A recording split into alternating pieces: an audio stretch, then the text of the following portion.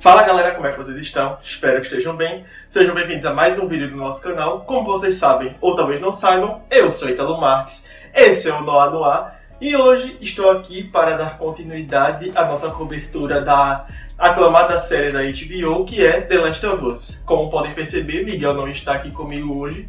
Ele não pôde vir gravar esse vídeo por questões pessoais dele, imprevistos, mas ele vai estar aqui com a gente na próxima. Hoje quem vai dar conta desse episódio sou eu, então se você quer saber o que eu achei desse terceiro episódio, é só aguardar aí pra depois da vinheta.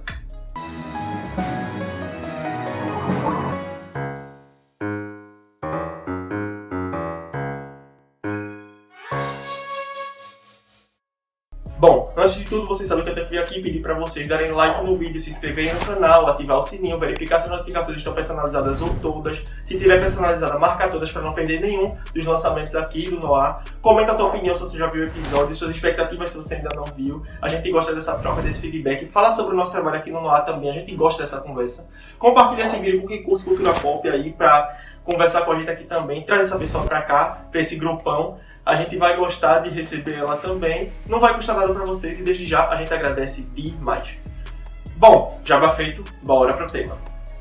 The Last of Us veio aí no último domingo com seu terceiro episódio intitulado Long Long Time. E, bom, ele inicia retomando do ponto em que o segundo episódio parou, agora sem Tess. Joel tá com Ellie sozinha. A gente vê que ele tá lavando o sangue da mão dele ainda, que ainda tá machucada por causa da briga lá com o guarda.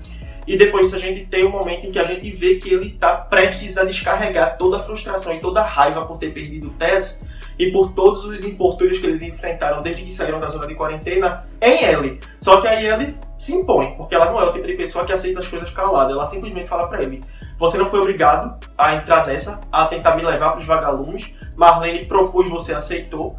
Você queria uma bateria no que você ia receber em troca, então você não pode me culpar por uma coisa que eu não tenho culpa. Aí isso meio que desarma ele. Ele vê que ela realmente tem razão, ele não pode fazer nada quanto a isso, né? De fato, se ele tentasse jogar a culpa nela, ele seria muito escroto.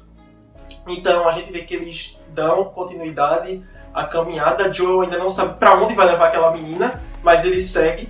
E aí a gente vê que nessa caminhada eles estão conversando mais. A gente tem um momento em que eles entram para pegar suprimentos dentro de uma loja lá. E aí Joel tinha escondido suprimentos lá. Ela encontra o infectado lá dentro. Ela tem um momento lá que ela fica olhando para ele e ela mata ele também. Depois eles seguem a caminhada deles. Quando o Joel fala para ela algumas coisas sobre como era voar num avião, ou como foi que o surto do Cordyceps começou. A gente vê que começa ali uma interação entre eles, finalmente, em que eles conversam sem de fato estar debochando um do outro o tempo todo. Até chega um momento que Joel pede para ela seguir por outro caminho, porque ele não quer que ela veja uma coisa que tem mais à frente, e ela insiste em ver, e ela chega lá e tem uma cova coletiva com vários esqueletos de pessoas que morreram. E aí Joel conta pra ela, né, que nem todos aqueles ali eram infectados, o governo estava simplesmente matando pessoas. É aí que a gente vê a que ponto chegou, né, o exército, o pessoal da nova ordem mundial, que estava matando pessoas inocentes, não precisava estar infectado para isso, ele simplesmente estava exterminando pessoas. Nesse momento a gente tem uma transição, quando foca em um esqueleto lá, uma roupa estampada, um paninho com arco-íris, a gente vê uma mãe e seu filho com essas mesmas roupas representando aquelas pessoas mortas ali, só que em 2003, quando o surto começou. Aí a gente tem um lugarejo perto de Lincoln que está sendo evacuado pelo exército, estão esvaziando todas as casas, levando as pessoas embora em caminhões. E dentro de uma casa a gente tem um personagem escondido em um bunker, um porão, debaixo da casa dele oculto, debaixo de um móvel. A gente vê que ele não tem pretensão nenhuma em deixar a casa dele, em sair de lá. Então ele se esconde do exército lá, ele é bem equipado. Armas, câmeras de monitoramento, monitores lá para ele ficar vendo o que está acontecendo lá de fora, livros, comida. Ele tem as coisas que ele precisa para sobreviver ali. Quando o exército vai embora, ele sai para ver como é que tá. E aí ele dá início ao seu plano de isolar toda aquela vila ali para ele viver. É aí que a gente conhece ele. É Bill, ele é um survivalist. A gente sabe que tem muita gente assim nos Estados Unidos que se prepara para o apocalipse. E ele é um desses, ele preparou tudo, ele organizou tudo. E agora ele vai isolar, porque finalmente chegou a oportunidade dele de colocar todos os planos dele em prática para sobreviver. Ele cerca a vila, ele se isola, ele torna aquilo ali um ambiente funcional para ele planta, ele caça, ele coloca armadilhas para afastar infectados e possíveis invasores. E ele vive ali em paz, sozinho, dentro daquele quadrado, dentro daquela cerca, protegido de tudo e de todos. E a vida para ele tá perfeita assim. Ele passa algum tempo assim, até que um dia alguém cai na armadilha dele. E quando ele se aproxima para ver, se trata de um homem que fala que não está infectado e que também não está armado e que precisa de ajuda. Ele só está querendo seguir a caminhada dele. Bill, relutante ainda, ajuda ele a sair lá do buraco. O cara se apresenta para ele. O cara fala para ele que estava com um grupo de pessoas, todas morreram e só sobreviveu ele. E que ele está tentando chegar em uma zona de quarentena. Bill solta ele lá, manda ele seguir o caminho dele, aí ele fala que ele tá com fome, pede ajuda a Bill. Bill diz que não quer ajudar ele, que não quer dar comida para que ele não informe outra pessoa, e daqui a pouco vai estar cheio de gente atrás dele lá, perturbando a paz dele. Frank promete que não vai fazer isso. Bill deixa ele entrar, oferece comida para ele, dá uma refeição, deixa ele tomar banho. E aí a gente tem o início da interação dos dois. Depois da refeição, eles tocam piano e a partir daí a gente vê um romance acontecer entre eles dois, entre Bill e Frank. O que começou como uma ajuda que Bill estava prestando a um desconhecido acabou se tornando uma história de amor de quase 20 anos, né? Acredito eu que eles tenham se conhecido em 2007 e dali por diante eles iniciaram uma relação até chegar nos dias atuais. A gente vê essa relação progredindo, a gente vê que são duas pessoas totalmente diferentes. Bill é mais fechado, Frank é mais sensível às coisas, ele quer interagir, ele quer se comunicar com outras pessoas e isso meio que gera algumas brigas entre eles e eles vivem ali uma vida dentro daquele lugar, dentro de um universo particular, digamos assim, deles ali, onde eles passam por momentos românticos, por momentos sensíveis, momentos felizes, momentos tristes, brigas, ou seja, os altos e baixos de uma vida amorosa.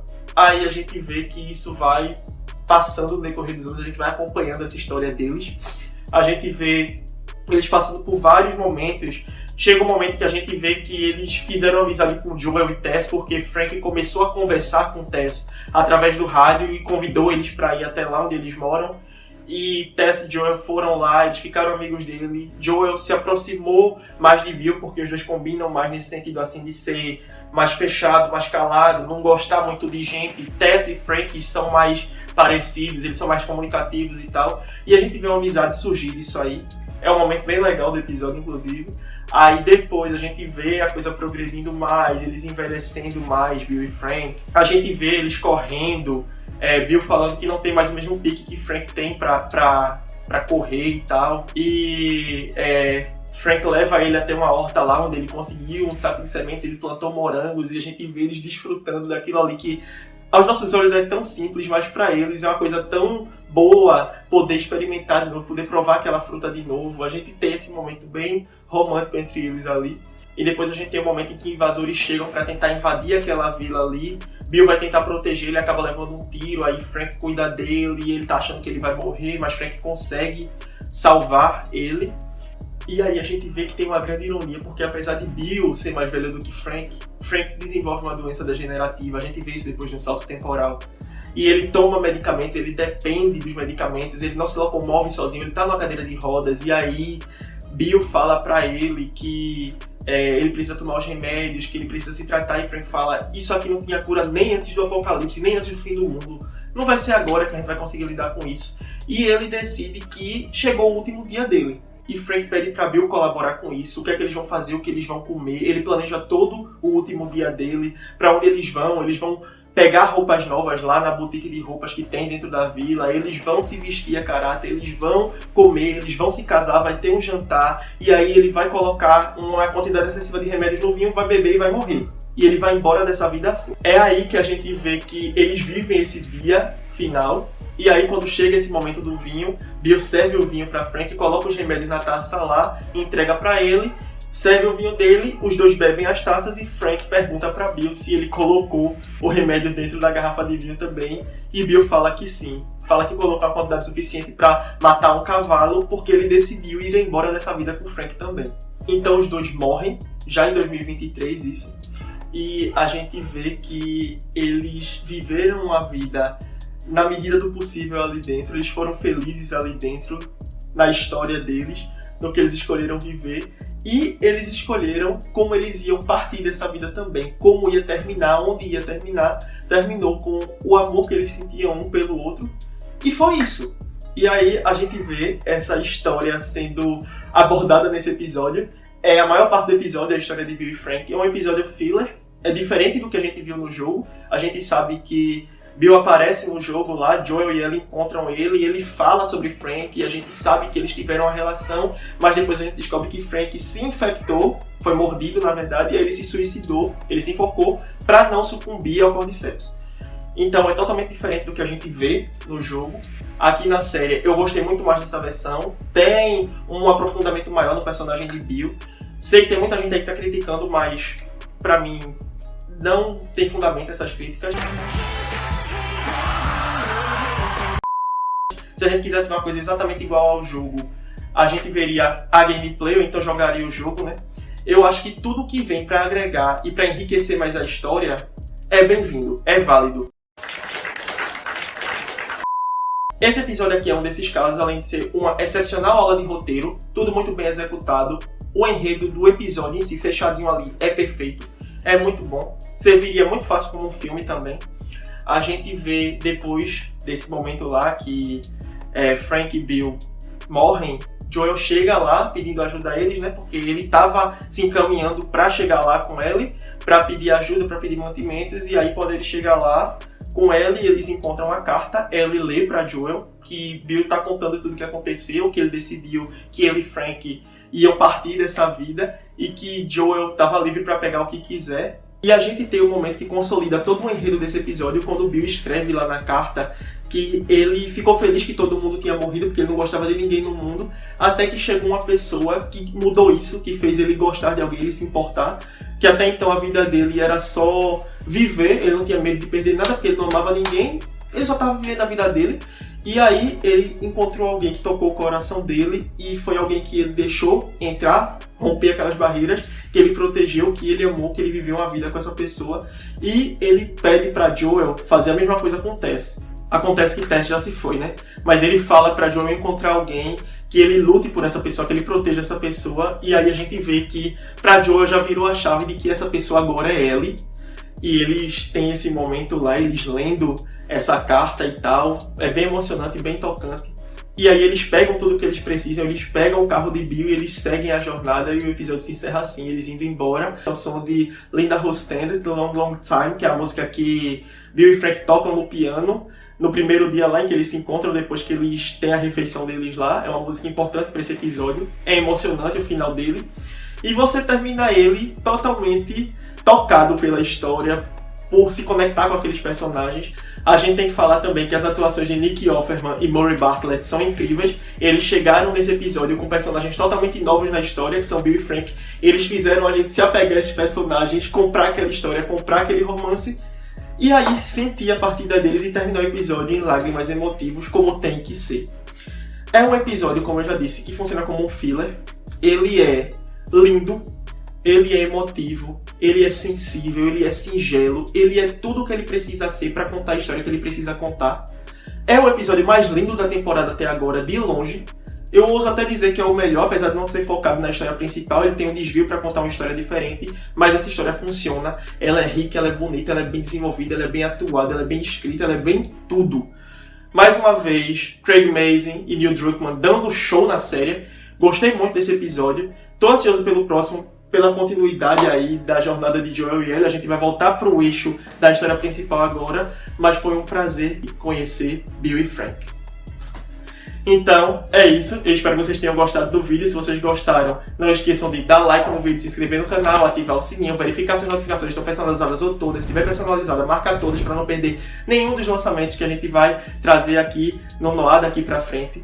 Comenta a tua opinião aí embaixo se você gostou do episódio, se não gostou. A gente gosta de saber da opinião de vocês, tanto sobre o tema que a gente traz, como também sobre o nosso trabalho aqui no Noir. A gente gosta dessa troca, desse feedback, é importante pra gente. Então vai aí, larga teu dedo que é teu local de fala. Compartilha esse vídeo aí com a galera que ainda não conhece o nosso trabalho, mas que curte The Last of Us ou curte os temas que a gente traz aqui. Traz essa pessoa pra conversar com a gente também, vai ser importante pra gente e vai ajudar a gente demais. Desde já a gente agradece muito. Se você é novato, vai ter mais vídeos linkados aqui no card pra você conhecer mais sobre o nosso trabalho no Noir. Maratona os nossos vídeos, garanto que você não vai se arrepender. Eu aguardo todos vocês na próxima, sendo novatos ou veteranos. E se for veterano, obrigado por estar nos acompanhando até aqui. Muito obrigado mesmo. Até a próxima e tchau!